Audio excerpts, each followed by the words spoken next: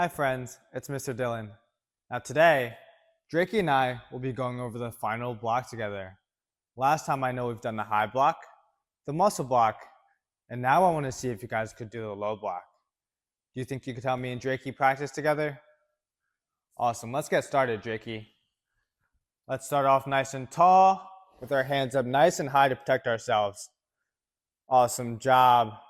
Now let's step up nice and strong. And let me see if you guys could bring your arms as low as you can to block your legs. Great job. Let's do that one more time. Hands up and step up and low block.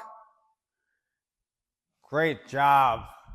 Now let's do that 5 times. And I want you guys to count with me as loud as you can. Do you guys think you could do that? Awesome. Let me see. Hands up.